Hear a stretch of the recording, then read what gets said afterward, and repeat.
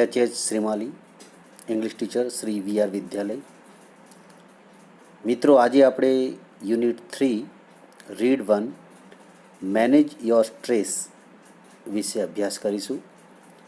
તો જે પાઠ છે એ પાઠના દરેક વાક્યો, શબ્દોના અર્થ અને તેનું જે ટ્રાન્સલેશન છે તેના ઉપર તમે ધ્યાન આપશો.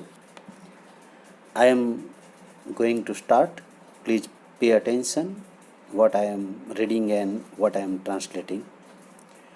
મિત્રો, રીડ 1 યુનિટ 3 જેનું ટાઇટલ છે મેનેજ યોર સ્ટ્રેસ, એટલે કે તમારી જે ચિંતા છે, જે તણાવ છે તેને તમે અંકુશમાં રાખો, તેનું આયોજન કરો. સ્ટ્રેન્થનિંગ મેન્ટલ ફ્લેક્સિબિલિટી, એટલે કે સ્ટ્રેન્થનિંગ એટલે શક્તિશાળી કરો, મેન્ટલ એટલે માનસિક, ફ્લેક્સિબિલિટી એટલે સ્થિતિસ્થાપકતા. આપણી જે માનસિક સ્થિતિસ્થાપકતા છે તેને આપણે શક્તિશાળી બનાવવાની છે. કેવી રીતે? આવો આપણે આ યુનિટના માધ્યમથી જાણીએ. First line I am reading. ધ્યાન આપજો મિત્રો. Mind, emotions and body are closely interlinked and always work together. First line શું કહે છે લેખક? માઇન્ડ એટલે મન, ઇમોશન્સ એટલે લાગણીઓ, એન્ડ બોડી એટલે આપણું શરીર, તન, આર ઓલ ક્લોઝલી ઇન્ટરલિંક્ડ. આ બધી જ ક્લોઝલી એટલે ગાઢ રીતે ઇન્ટરલિંક્ડ, એકબીજા સાથે સંકળાયેલી છે. એન્ડ ઓલવેઝ વર્ક ટુગેધર, અને હંમેશા આ ત્રણે એક સાથે કામ કરે છે. ટુગેધર એટલે એક સાથે. So the first lines meaning is mind, emotions and body. મન, લાગણીઓ અને શરીર આર ક્લોઝલી ઇન્ટરલિંક્ડ, ગાઢ રીતે એકબીજા સાથે સંકળાયેલી છે. એન્ડ ઓલવેઝ વર્ક ટુગેધર, અને હંમેશા એક સાથે કામ કરે છે. આગળ, it helps you distinguish them more clearly. It helps you distinguish. Distinguish એટલે ભેદ પારખવું, તફાવત, ભેદ પારખવું. શું કહે છે લેખક? It helps you distinguish them more clearly if you try to understand them separately. લેખક એમ કહે છે, it helps you distinguish them more clearly. તે તમને મદદરૂપ થાય છે વધારે સ્પષ્ટ રીતે ભેદ પારખવામાં. ડિસ્ટિંગ્વિશ એટલે ભેદ પારખવો. If you try to understand them separately, જો તમે તેને ત્રણેયને અલગ અલગ રીતે સમજવાનો પ્રયત્ન કરો તો. ત્રણેયને અલગ અલગ રીતે સમજવાનો પ્રયત્ન કરો તો. Your mental capacities are your abilities. શું કહે છે લેખક? યોર મેન્ટલ કેપેસિટીઝ, તમારી માનસિક ક્ષમતા, આર યોર એબિલિટીઝ, એ તમારી આવડત છે, તમારી કુશળતા છે. શાના માટે? ટુ કોન્સન્ટ્રેટ, એકાગ્રતા માટે. To take in new information, નવી માહિતી ગ્રહણ કરવા માટે. To remember old and new information, જૂની અને નવી માહિતીને યાદ રાખવા માટે. And to be in a position, અને આપણે એ સ્થિતિમાં આવીએ ટુ થિંક લોજિકલી, જેથી આપણે તાર્કિક રીતે વિચારી શકીએ. લોજિકલી એનો મતલબ થાય મિત્રો તાર્કિક રીતે, લોજિકલી. આગળ વાંચું છું. યુ નીડ, લેખક એમ કહે છે, you need your mental capacity. તમારે તમારી માનસિક ક્ષમતાની જરૂર છે. In order to study. શા માટે? તો પર્પઝવાળું શબ્દ સમૂહનો ઉપયોગ થયો છે મિત્રો. જો ઇન ઓર્ડર ટુ, પર્પઝ બતાવે છે, ના હેતુથી. ઇન ઓર્ડર ટુ સ્ટડી, અભ્યાસ કરવાના હેતુ માટે. ટુ વર્ક, કોઈ કાર્ય કરવા માટે. ટુ ઇમ્પોઝ એટલે ઘડવું, રચવું. કન્સ્ટ્રક્ટિવ એન્ડ વર્કેબલ ઓર્ડર, જેથી કરીને તમે કન્સ્ટ્રક્ટિવ, જો મિત્રો શબ્દ છે કન્સ્ટ્રક્ટિવ એટલે રચનાત્મક, અને વર્કેબલ ઓર્ડર જે આપણે કામ કરવાનું છે તેને ગોઠવણી કરવી. શું કહે છે? To impose constructive and workable order, જેથી તમે રચનાત્મક અને તમારી કાર્યશૈલીને ક્રમબદ્ધ ઘડી શકો, ગોઠવી શકો ઓન યોર લાઈફ, તમારા જીવનમાં. એન્ડ ટુ મેક રેશનલ એટલે તાર્કિક, and to make rational day to day decision, દિન પ્રતિદિન દરરોજ તમે તાર્કિક નિર્ણય કરી શકો તેના માટે તમારે માનસિક કેપેસિટી, ક્ષમતાની જરૂર છે.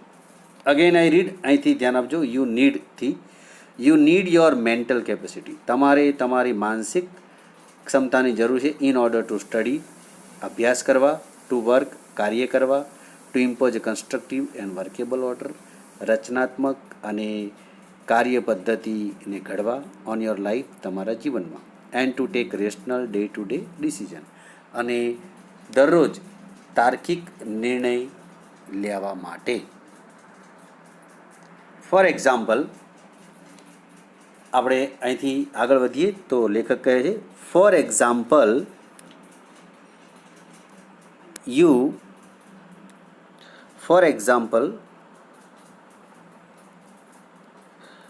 you had the choice of walking to work or taking the car.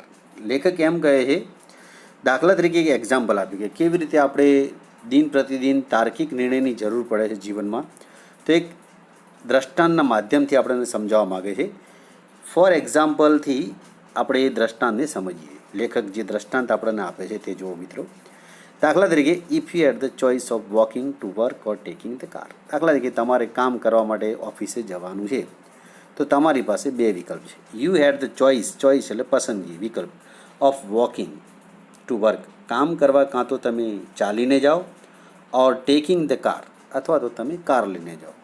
The fact that, હકીકત એ છે કે ઇટ વોઝ રેઇનિંગ હાર્ડ, મુસળધાર વરસાદ પડી રહ્યો છે. And you had A cold, અને તમને શરદી પણ થઈ છે. કોલ્ડ એટલે અહીં શરદી. Food lead you to the decision, જે તમને લીડ એટલે દોરી જવું, જે તમને દોરી જાય છે એક નિર્ણય તરફ દોરી જાય છે. That it was better to take the car. Decision કયું છે? It was better to take the car. આ પરિસ્થિતિમાં કાર લઈને જવું ઉત્તમ રહેશે. That would be a rational decision. આ તમારો તાર્કિક નિર્ણય ગણાશે. Based on the current circumstances, જે તાર્કિક નિર્ણય કરંટ સર્કમસ્ટાન્સીસ, વર્તમાન સંજોગના આધારે. કરંટ સર્કમસ્ટાન્સીસનો મતલબ થાય વર્તમાન સંજોગના આધારે તમે આ નિર્ણય લીધો ગણાશે. શું કહે છે લેખક? ફોર એક્ઝામ્પલ, સમજીએ દ્રષ્ટાંતને. દાખલા તરીકે, if you had the choice, તમારી પાસે પસંદગી છે. વોકિંગ ટુ વર્ક, કામ કરવા માટે કાં તો ચાલીને જાઓ, ઓર ટેકિંગ ધ કાર, અથવા કાર લઈને જાઓ. ધ ફેક્ટ દેટ, હકીકત એ છે, ઇટ વોઝ રેઇનિંગ હાર્ડ. હવે એ જ સમયે બહારનું વાતાવરણ કેવું છે? મુસળધાર વરસાદ પડી રહ્યો છે. And you had A cold, અને લેખક એમ કહે છે કે તમને શરદી પણ થઈ છે. Food lead you to the decision, જે તમને આ નિર્ણય તરફ દોરી જાય છે. ધેટ, કે it was better to take the car. આ પરિસ્થિતિમાં તો આપણે કાર લઈને જવું ઉત્તમ રહેશે, કારણ કે શરદી પણ છે, અને જો વરસાદમાં ચાલીને જઈએ તો શરદી વધારે થઈ જાય, વધારે બીમાર પડીએ. એટલે આપણે તાર્કિક નિર્ણય ઉપર આવીએ કે ચાલો આપણે કાર લઈને જઈએ. That would be a rational decision. આ તમારો તાર્કિક નિર્ણય ગણાશે. Based on the current circumstances, જે વર્તમાન સંજોગના આધારિત તમે લીધેલો છે. બેઝડ ઓન એટલે આધારિત, કરંટ સર્કમસ્ટાન્સીસ એટલે વર્તમાન સંજોગ. તો મિત્રો, લેખક એમ કહે છે કે જીવનમાં આપણે રેશનલ ડિસિઝનની વારંવાર જરૂર પડતી હોય છે, જે તાર્કિક નિર્ણયના કારણે આપણે કોઈપણ પરિસ્થિતિને પહોંચી વળીએ છીએ, જે આ એક્ઝામ્પલના માધ્યમથી અમને સમજાવ્યું છે. Next paragraph I am reading, pay attention please. Paragraph number 2 જોજો મિત્રો, ધ્યાન આપજો જરા. The mind is the rational. લેખક એમ કહે છે આપણું મન જે છે ને એ તાર્કિક છે. રેશનલ તાર્કિક, લોજિકલ તર્કબદ્ધ છે. આપણું મન જે છે ને એ વારંવાર તર્ક કરે છે, કંઈક ને કંઈક લોજિક ઉપર કામ કરે છે. તો આપણું મન તાર્કિક છે, લોજિકલ પાર્ટ, તર્કબદ્ધ ભાગ છે ઓફ યુ, તમારો. ધેટ કે હેલ્પ્સ યુ, એ તમારું તાર્કિક મન તમને મદદરૂપ થાય છે ટુ મેક અનઇમોશનલ ચોઇસ, જેથી કરીને તમે અનઇમોશનલ ચોઇસ એટલે કે ભાવના રહિત, લાગણીમાં આવ્યા વિના ભાવના રહિત કોઈ પસંદગી કરી શકો છો. તો તમે જ્યારે બુદ્ધિથી વિચારો છો, તર્કથી વિચારો છો, તો આપણે જીવનમાં કેવા નિર્ણય કરી શકીએ છીએ? ભાવના રહિત, ઇમોશનમાં આવ્યા વિના. બાય હાર્ટ આપણે વિચારીએ હૃદયથી, તો આપણે લાગણીથી કેટલાક નિર્ણયો લઈએ છીએ. પણ જ્યારે by mind, by rational thinking જ્યારે આપણે કોઈ નિર્ણય લઈએ, ત્યારે લેખક એમ કહે છે ત્યારે આપણે અનઇમોશનલ ચોઇસ ઉપર જઈએ છીએ, એટલે કે ભાવના રહિત પસંદગી આપણે કરી શકીએ છીએ. ટુ સ્ટોર, આપણે કોઈ માહિતીનો સંગ્રહ કરી શકીએ છીએ. એન્ડ રિટ્રીવ ઇન્ફોર્મેશન, કોઈ માહિતી આપણે ફરીથી પ્રાપ્ત કરી શકીએ છીએ. And two order and calculate, two order એટલે ક્રમમાં ગોઠવવું, જેથી કરીને કોઈ માહિતીને ક્રમબદ્ધ કરી શકીએ છીએ. એન્ડ કેલ્ક્યુલેટ, અને એની ગણતરી પણ કરી શકીએ છીએ. It is the counterpart, લેખક એમ કહે છે it is the counterpart. કાઉન્ટર પાર્ટનો મતલબ થાય ઇક્વલ, સમાન. It is the counterpart to the emotions, અને આપણું જે મન છે તે લાગણી સાથે એક સૂત્રતા, એક સમાનતા ધરાવે છે. તો મન અને લાગણી બંને કેવા છે? ઇક્વલ છે ઘણી બાબતોમાં.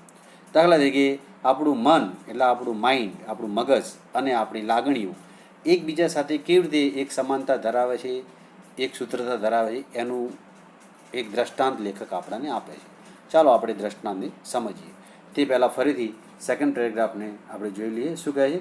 The mind is the rational, આપણું મન તાર્કિક છે, લોજિકલ પાર્ટ ઓફ યુ, જે તમારો એક તર્કબદ્ધ ભાગ છે. ધેટ હેલ્પ્સ યુ, જે તમને મદદરૂપ થાય છે. ટુ મેક અનઇમોશનલ ચોઇસ, જેથી તમે લાગણી રહિત કોઈ પસંદગી કરી શકો છો. ટુ સ્ટોર, કોઈ માહિતી સંગ્રહ કરી શકો છો. એન્ડ રિટ્રીવ ઇન્ફોર્મેશન, કોઈ માહિતી તમે પુનઃ પ્રાપ્ત કરી શકો છો. રિટ્રીવ એટલે રિગેઇન, પુનઃ પ્રાપ્ત કરવું. And two order and calculate, તમે માહિતીને ક્રમબદ્ધ કરી શકો છો અને તમે કોઈ ગણતરી પણ કરી શકો છો. ગણતરી માટે પણ આપણે તાર્કિક બુદ્ધિની જરૂર પડે છે. It is the counterpart to the emotions, અને આપણું જે મન છે તે લાગણી સાથે એક સમાનતા ધરાવે છે. A good example of the interaction, ઇન્ટરેક્શનનો મતલબ થાય આદાન પ્રદાન. A good example of the interaction, લેખક એમ કહે છે એક સારામાં સારું દ્રષ્ટાંત છે આદાન પ્રદાનનું, અને તે દ્રષ્ટાંત આપણને સમજાવતા લેખક કહે છે, I am reading, between mind and emotions is examiner. ધ્યાન આપજો, એક્ઝામનર. એક્ઝામનર એટલે પરીક્ષામાં ઉદ્ભવતી બેચેની, પરીક્ષા બાબતની થોડી ઘણી આંશિક ચિંતા. તો આદાન પ્રદાનનું ઉત્તમ ઉદાહરણ છે આપણું મન અને આપણી લાગણી એકબીજા સાથે કેવી રીતે સંકળાયેલી છે એનું ઉત્તમ ઉદાહરણ છે પરીક્ષામાં બેચેની. યોર મેન્ટલ કેપેસિટી, લેખક લખે છે your mental capacity has helped you, તમારી માનસિક ક્ષમતા તમને મદદરૂપ થાય છે. હેલ્પડ યુ રિટેન, રિટેન એટલે રિમેમ્બર, યાદ રાખવા માટે. What you have revised, revised એટલે પુનરાવર્તન કરવું, રિવિઝન કરવું, એનું ક્રિયાપદ છે રિવાઇઝ. પરીક્ષા હોય એટલે આપણે બધી તૈયારી કરીએ, અલગ અલગ વિષયોની રિવિઝન કરીએ, અને જે આપણે વાંચ્યું હોય તેને આપણે કંઠસ્થ કરીએ, મેમરાઇઝ કરીએ, યાદ રાખીએ. તો એ આપણે આપણા માઇન્ડથી કામ કરીએ છીએ. લાગણી કેવી રીતે એની સાથે સંકળાયેલી છે એ આપણે જોઈએ. ફરીથી આપણે વાક્ય જોઈએ. Your mental capacity has helped you, લેખક લખે છે તમારી માનસિક ક્ષમતા તમને મદદરૂપ થાય છે. રિટેન, યાદ રાખવા માટે. વોટ યુ હેવ રિવાઇઝડ, તમે જે વાંચીને પુનરાવર્તન કર્યું હોય તેને. You know your stuff, stuff એટલે વિષય વસ્તુ. કન્ટેન, આપણે જે વિષય વાંચ્યું હોય એ વિષય વસ્તુ, એને સ્ટફ કહેવાય. Content subject. You know your stuff, તમે તમારા વિષય વસ્તુને જાણો છો, કે તમે શું તૈયાર કર્યું એ તમે વ્યવસ્થિત જાણો છો. બટ હવે અહીં કોન્ટ્રાસ્ટ બતાવે છે જો, પરંતુ, બટ એટલે કોન્ટ્રા બતાવે. પરંતુ શું થાય છે પરિસ્થિતિ જોજો મિત્રો. But when you enter the exam room, લેખક એમ કહે છે પરંતુ જ્યારે તમે પરીક્ષા રૂમમાં પ્રવેશ કરો છો એન્ડ સ્ટાર્ટ ગેટિંગ ઇમોશનલ, અને તમે એ જ વખતે લાગણીમાં આવી જાઓ છો, તમે લાગણીવાળા બની જાઓ છો. કેવી રીતે? By expecting difficulty. બહુ મહત્ત્વનો શબ્દ છે. એક્સપેક્ટ એટલે અપેક્ષા રાખવી, પહેલેથી ધારી લેવું. શું કહે છે? By expecting difficulties. આપણે જેવા પરીક્ષા રૂમમાં એન્ટર થઈએ તરત જ આપણે મુશ્કેલીઓને ધારી લઈએ છીએ, મુશ્કેલીની અપેક્ષા સાથે આપણે એન્ટર થઈએ છીએ. Expecting difficulties. તો આપણે લાગણીમાં આવી જઈએ છીએ, મુશ્કેલીઓની અપેક્ષાઓ રાખીએ છીએ. એન્ડ ઇમેજિનિંગ ફેલ્યુર, અને આપણે કાલ્પનિક નિષ્ફળતાની પણ અપેક્ષા રાખીએ છીએ. વાસ્તવમાં આપણે તૈયારી સારી કરીને આવ્યા છે. લેખક એમ કહેવાય છે તમે સારી તૈયારી કરી છે, સારું તમે પાઠનું રિવિઝન કર્યું છે, તમે સ્ટફ તમારા વિષય વસ્તુને સારી રીતે તમે મેમરાઇઝ કર્યું છે, યાદ રાખ્યું છે, તમને બધું જ આવડે છે. પરંતુ તમે લાગણીમાં આવી જાઓ છો જ્યારે તમે પરીક્ષા રૂમમાં પ્રવેશ કરો છો. અને એ પરીક્ષા રૂમમાં પ્રવેશ કરતાં શું થાય છે? Expecting difficulties. તમે મુશ્કેલીની અપેક્ષા રાખો છો કે કદાચ અઘરો પ્રશ્ન આવી ગયો હતો, અઘરો દાખલો પૂછાઈ ગયો હતો. એન્ડ ઇમેજિનિંગ ફેલ્યુર, અને તમે કલ્પનાશીલ નિષ્ફળતાની પણ અપેક્ષા રાખો છો. કદાચ હું આ પ્રશ્નમાં કે આ બાબતમાં નિષ્ફળ ગયો તો. આ રીતે આપણે રૂમમાં પ્રવેશીએ છીએ. પછી લેખક કહે છે ઓલ ઓફ અ સડન, અચાનક ધ કેરફુલી સ્ટોર્ડ ઇન્ફોર્મેશન. જ્યારે આવું થાય ને તો શું થાય? અચાનક જ ધ કેરફુલી સ્ટોર્ડ ઇન્ફોર્મેશન, કાળજીપૂર્વક તમે જે માહિતી તમારા મગજમાં સંગ્રહ કરી છે ઇઝ નો લોંગર અવેલેબલ, એ હવે ઉપલબ્ધ રહેતી નથી. તો એ ગાયબ થઈ જાય છે. આપણું વાંચેલું જે હોય એ આપણે ભૂલી જઈએ છીએ. ખરા સમયે યાદ આવતું નથી. કારણ કે આપણે લાગણીમાં આવીએ, આપણે બેચેની અનુભવીએ છીએ, અને આપણે નેગેટિવ વિચારોમાં આવી ગયા. અઘરો પ્રશ્ન આવી જશે તો. એટલે લેખકે શું કીધું? All of a sudden. All of a sudden એટલે સડનલી, અચાનક. ધ કેરફુલી સ્ટોર્ડ ઇન્ફોર્મેશન, કાળજીપૂર્વક સંગ્રહ કરેલી માહિતી ઇઝ નો લોંગર અવેલેબલ, હવે એ વર્તમાન સમયમાં ઉપલબ્ધ રહેતી નથી. તમે ભૂલી જાઓ છો. Your emotions have barred the way, તમારી લાગણીઓ તમારા આ માર્ગમાં અડચણરૂપ બને છે, ઓબ્સ્ટેકલ બને છે. To your inner information store, જે તમારી આંતરિક માહિતી તમે સંગ્રહ કરી છે તેના માર્ગમાં એ લાગણી અડચણરૂપ બને છે. Do you find yourself reacting in any of the following ways? ચાલો થોડાક વધારે મુદ્દાઓને આપણે સમજીએ. એટલે લેખકે પ્રશ્ન કર્યો, do you find yourself reacting? શું તમે તમારી જાતને આ બાબતમાં રિએક્ટિંગ, પ્રતિક્રિયા આપતા ક્યારે જોયા છે? In any of the following ways, નીચે આપેલી ઘણી બધી પદ્ધતિઓમાં કે બાબતોમાં. તો કઈ કઈ બાબતો છે જેમાં આપણું રિએક્શન હોય છે? તો એ બાબતો આપણે જોઈએ. Point number 1. તો પહેલી બાબત છે you find it difficult to concentrate on things. લેખક એમ કહે છે you find it difficult to concentrate on things. Concentrate એટલે એકાગ્રતા. ઘણી વસ્તુઓ, થિંગ્સ એટલે વસ્તુ, ઘણી વસ્તુઓ ઉપર એકાગ્રતા રાખવી તમને મુશ્કેલ પડે છે. યુ ફાઇન્ડ ડિફિકલ્ટ, તમને ઘણી વખત એ મુશ્કેલી લાગે છે કે ઘણા વિષય કે બાબતમાં આપણે એકાગ્રતા દાખવી શકતા નથી. લેકિંગ ઓફ કોન્સન્ટ્રેશન એટલે એકાગ્રતાનો અભાવ જોવા મળે છે. શું તમને આવું કોઈ વખત અનુભવ થયો? એમ આપણને લેખક કહેવા માગે છે આ પોઈન્ટના માધ્યમથી. Point number 2, your memory is letting you down frequently. તમારી જે યાદશક્તિ છે ને is letting you down frequently, એ વારંવાર ખોરવાઈ જાય છે. ફ્રિકવન્ટલી એટલે વારંવાર, લેટિંગ એટલે ખોરવાઈ જવું. તો ઘણીવાર આવું આપણા જીવનમાં બને છે કે આપણે યાદ રાખેલું ભૂલી જઈએ છીએ. શું તમારી યાદશક્તિ ઘણી વખત ખોરવાઈ જાય છે? આપણે યસ કે નોમાં જવાબ આપવાનો છે. પોઈન્ટ નંબર 2માં એમને કહ્યું. Point number 3, you have lots of different things on your mind. તમારા મનમાં ઘણી બધી બાબતો ચાલી રહી છે, but cannot grasp clear thought, પરંતુ તમે એક સ્પષ્ટ વિચારને ગ્રહણ કરી શકતા નથી. ગ્રાસ્પ એટલે ગ્રહણ કરો. તો કોઈ વિષય આપણને ભણાવવામાં આવતો હોય ત્યારે ઘણી બધી બાબતો, વિચારો આપણા મનમાં ચાલતા હોય છે, પરંતુ એક સ્પષ્ટ વિચાર આપણે ગ્રહણ કરી શકતા નથી કે ખરેખર આ ફકરો કે આ દાખલો કે આ રકમ શું કહેવા માગે છે. એટલે લેખક આ પોઈન્ટમાં એમ કહે છે, તમારા મનમાં ઘણા વિચારો ચાલે છે, પરંતુ એક સ્પષ્ટ ક્લિયર થોટ, સ્પષ્ટ વિચાર તમે ગ્રહણ કરી શકતા નથી. એટલે એના સેન્ટ્રલ આઈડિયા, એના મધ્યવર્તી વિચારને આપણે જાણી શકતા નથી. આ પણ પ્રોબ્લેમ ઘણી વખત આપણને જોવા મળે છે. Next, you are often undecided this days. આ દિવસોમાં ઘણી વખત તમે અનિર્ણિત રહો છો. અનડિસાઇડેડ એટલે અનિર્ણિત, તમે નિર્ણય જાતે લઈ શકતા નથી. And this is untypical for you, અને આ તમારા માટે અસામાન્ય બાબત છે. ટિપિકલ એટલે સામાન્ય, અનટિપિકલ એટલે અસામાન્ય બાબત છે. તો ઘણી વખત આ સંજોગોમાં, વર્તમાન સમયમાં તમે જાતે નિર્ણય લઈ શકતા નથી, જે અસામાન્ય બાબત છે. You make longer to do task. Next પોઈન્ટમાં લેખક કહે છે, યુ મેક લોંગર એટલે લાંબો સમય લેવો, ટુ ડુ ટાસ્ક એટલે કાર્ય. તમે કોઈ કામ કરવામાં લાંબો સમય લો છો. That you wear able to complete quite quickly before.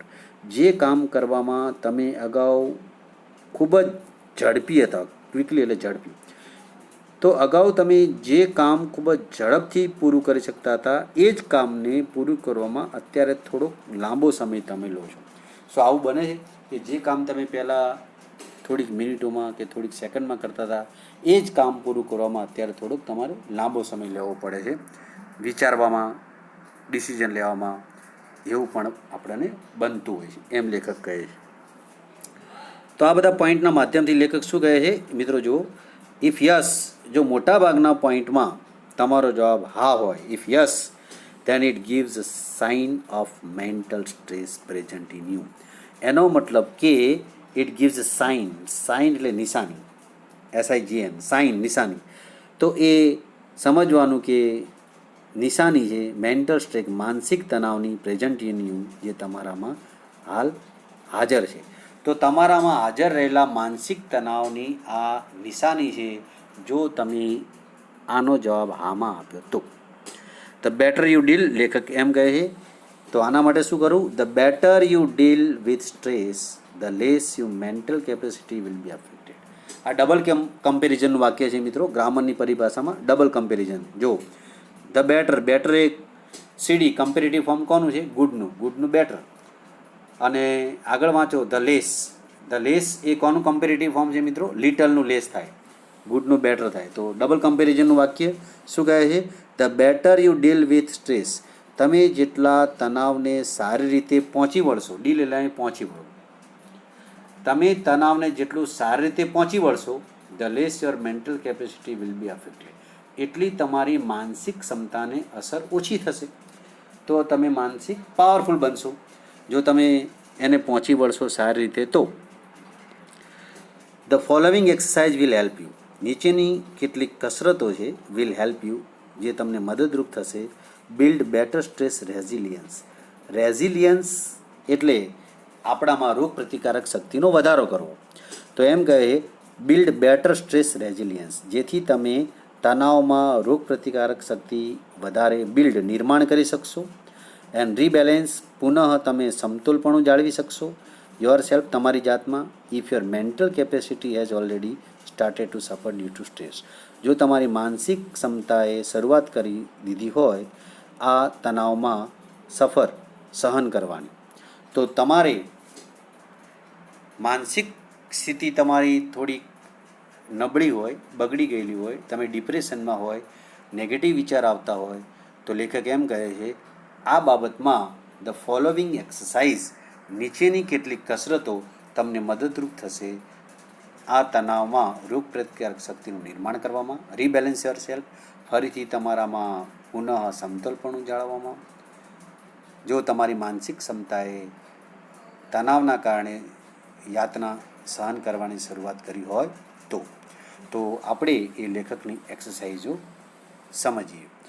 Exercise number 1, પહેલી એક્સરસાઇઝ છે મિત્રો લેખકની, અલગ અલગ એક્સરસાઇઝો આપી છે. એમાં લેખકે પહેલી એક્સરસાઇઝ મેન્શન કરી છે અને એનું ટાઇટલ આપ્યું છે stop over thinking. Exercise number 1, જે માનસિક કેપેસિટી જે આપણી છે એનું નિર્માણ કરશે, આપણામાં ફરીથી રિબેલેન્સ, પુનઃ સમતોલપણું લાવશે અને આપણે મેન્ટલી પાવરફુલ બનીશું જો આ એક્સરસાઇઝ આપણે અમલમાં મૂકીશું તો. If you implement these exercise you will rebalance and you will build resilience power. તો ફર્સ્ટ એક્સરસાઇઝ ઇઝ, મિત્રો ધ્યાન આપજો, સ્ટોપ ઓવર થિંકિંગ. એનું ગુજરાતી અર્થ થાય વધારે પડતા વિચારને અટકાવો. આપણું મન હંમેશા વિચારશીલ હોય છે, થિંકિંગ કરતું હોય છે. જો આપણા મગજમાં વધારે પડતા કોઈ બાબતે વિચારો ચાલતા હોય તો એને આપણે અટકાવવાના છે. Stop over thinking. તો કેવી રીતે? તો જો લેખકે એનું આપણને હિન્ટ્સ આપે છે. I am reading. When task and pressures. Task એટલે કાર્યો. જ્યારે કોઈ કામ એન્ડ પ્રેશર્સ અથવા તો કોઈ કામનું દબાણ, સ્ટાર્ટ બિલ્ડિંગ અપ, જ્યારે એનું નિર્માણ થાય છે, જ્યારે કોઈ કાર્ય અથવા દબાણનું નિર્માણ આપણા મન ઉપર થાય છે, the mind can sometimes go in to our thinking. અને એ વખતે આપણું મગજ વધારે પડતું વિચારવાયું કરે છે, વધારે પડતી વિચારવાની પ્રક્રિયા કરે છે. And you come to the thought, અને તમે છેવટે આ વિચાર ઉપર આવો છો. વધારે પડતું આપણું મગજ જ્યારે થિંકિંગ કરે ત્યારે આપણે આ વિચાર ઉપર આવીએ છીએ. કયા વિચાર ઉપર? લેખક કહે છે I wish there was a switch in my head. એટલા બધા વિચારો આપણા મનમાં ચાલતા હોય ને એ વખતે આપણને આવો વિચાર આવે કે હે ભગવાન, હું અપેક્ષા રાખું કે there was a switch in my head. જો મારા માથામાં એક સ્વિચ હોત તો કેવું સારું. દેટ આઈ કુડ ફ્લિક, જેને હું એક ચપટીમાં, ફ્લિક એટલે ચપટીમાં, and turn off all the thoughts going around in my mind. એક ચપટીમાં જ એ બધા જ વિચારો ટર્ન ઓફ, હું બંધ કરી દઉં, going around in my mind, જે મારા મગજમાં ચાલી રહ્યા છે. It is not that easy. મિત્રો, આ એટલું સરળ કાર્ય નથી. There is technique. આના માટે એક ટેકનિક છે, to help yourself during the problem of overthinking, જે તમને મદદરૂપ થશે વધારે પડતા વિચારની સમસ્યા જો તમારામાં અવેલેબલ હોય તો. ફરીથી I am reading this paragraph, ધ્યાન આપજો. વેન ટાસ્ક, ત્યાંથી હું વાંચીશ. When task and pressures. જ્યારે કોઈ ટાસ્ક એટલે કોઈ કાર્યો, પ્રેશર કોઈ દબાણ, સ્ટાર્ટ બિલ્ડિંગ અપ, આપણા મનમાં, મગજમાં એનું નિર્માણ થવાની શરૂઆત થાય છે. The mind can sometimes go in to our thinking. એ વખતે આપણું મન વધારે પડતું વિચાર કરવા માટે પ્રેરિત થાય છે. And you come to the thought, અને તમે છેવટે આ વિચાર ઉપર આવો છો. I wish there was a switch in my head. હું અપેક્ષા રાખું કે જો મારા માથામાં એક સ્વિચ હોત તો I could flick and turn off all the thoughts.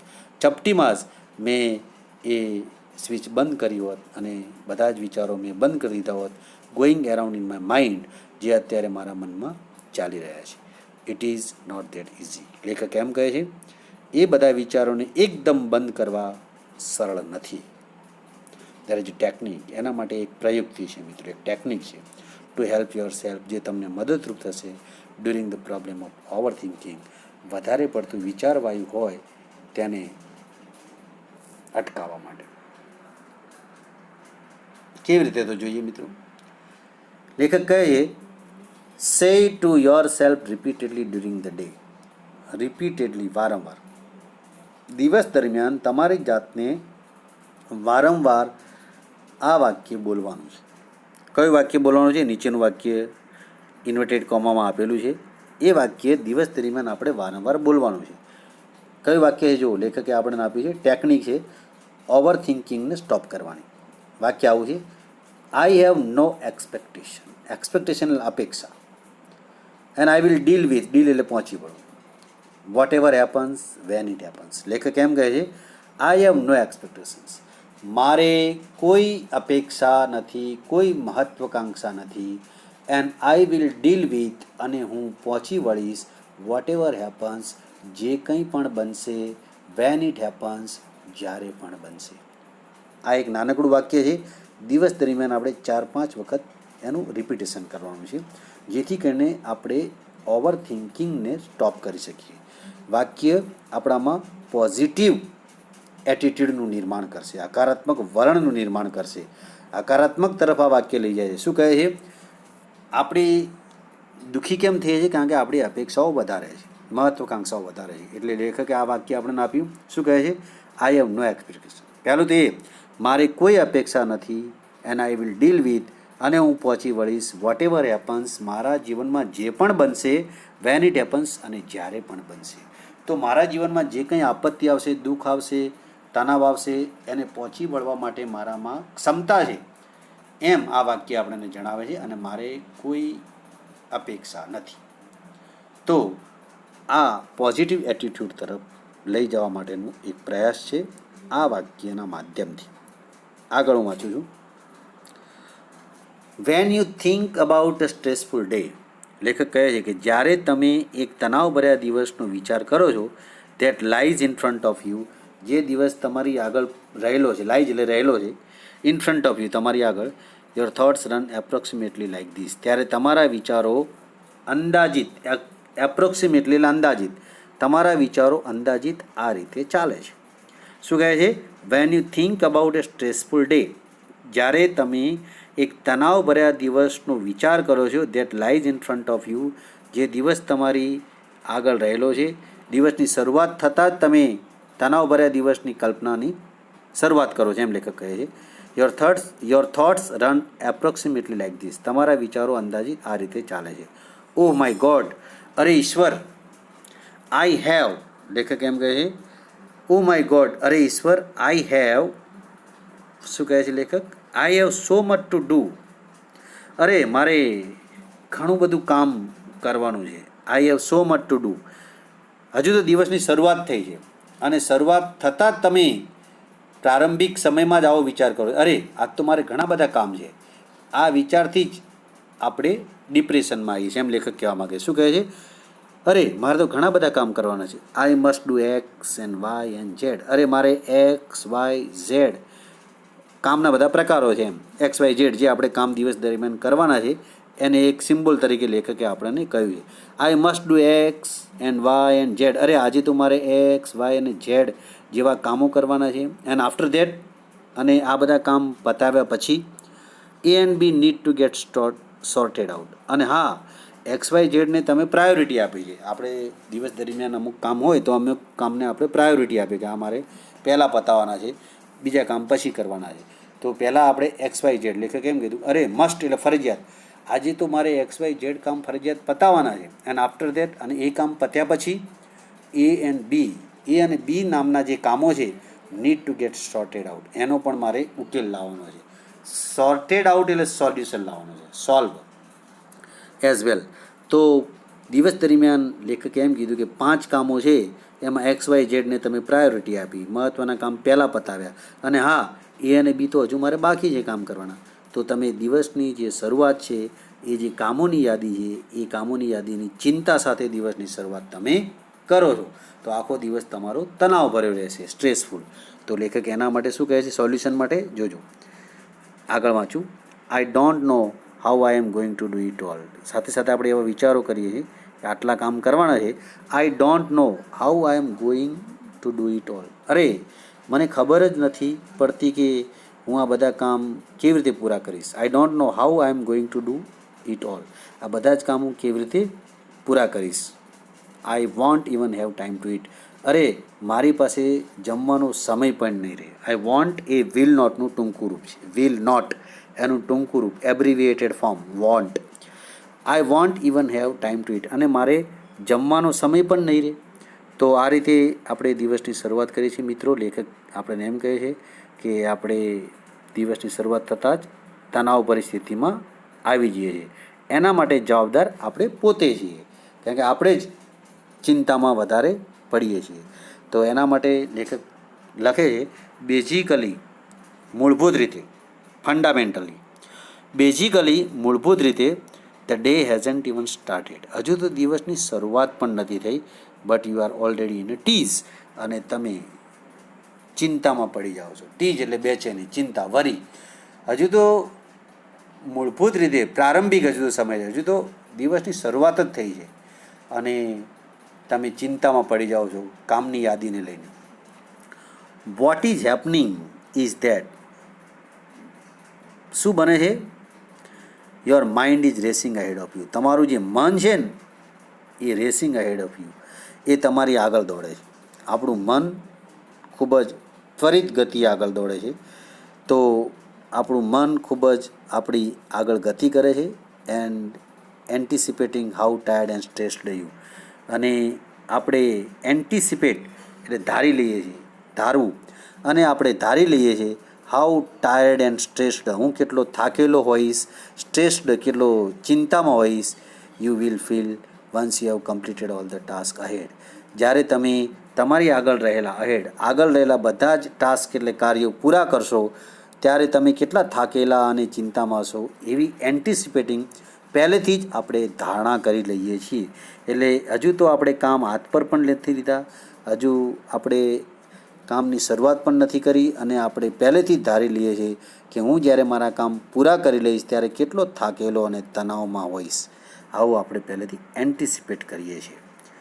This ફ્રેન્ટિક thoughts, આ જ ફ્રેન્ટિક એટલે તણાવભર્યો વિચાર, આ જ તણાવભર્યા વિચારો સ્ટાર્ટ વીકનિંગ યોર એનર્જી, એ શરૂઆત કરે છે વીકનિંગ યોર એનર્જી, તમારી ઉર્જાને નબળી પાડવા માટે. તો આપણા શરીરમાં જે એનર્જી ઉર્જા રહેલી છે એને આ તણાવભર્યા વિચારો શું કરે છે મિત્રો?